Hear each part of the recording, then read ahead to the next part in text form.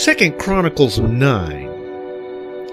When the queen of Sheba heard about Solomon's fame, she came to Jerusalem to test him with hard questions, arriving with a very great caravan with camels carrying spices, large quantities of gold and precious stones.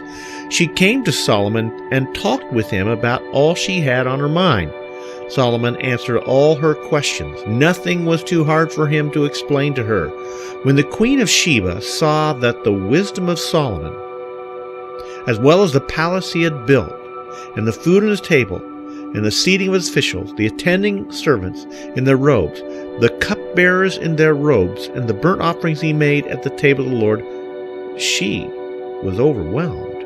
She said to the king, "The report I heard in my own country about your achievements and about your wisdom is true, but I did not believe what they said until I came and saw with my own eyes. Indeed, not even half the greatness of your wisdom was told to me.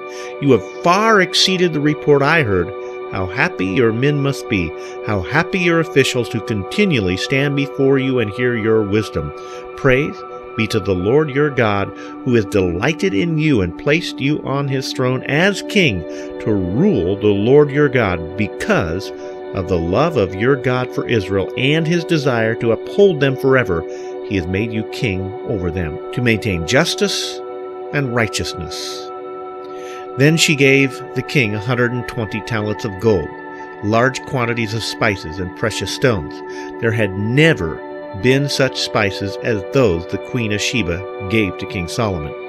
The men of Hiram and the men of Solomon brought gold from Ophir.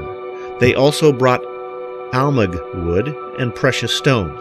The king used the almug wood to make steps for the temple of the Lord and for the royal palace, and to make harps and lyres for the musicians. Nothing like them has ever been seen in Judah. King Solomon gave the queen of Sheba all she desired and asked for. He gave her more than she had brought to him. Then she left and returned with her retinue to her own country. The weight of the gold that Solomon received yearly was 666 talents, not including the revenues brought in by merchants and traders. Also, all the kings of Arabia and the governors of the land brought gold and silver to Solomon. King Solomon made 200 large shields of hammered gold. 600 bekas of hammered gold went into each shield.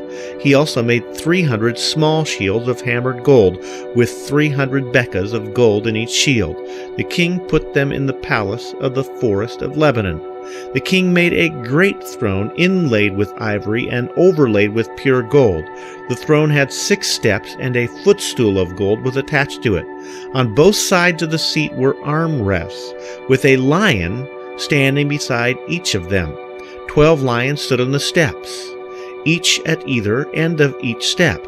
Nothing like it had ever been made for any other kingdom. All King Solomon's goblets were gold, and all the household articles in the palace of the forest of Lebanon were pure gold.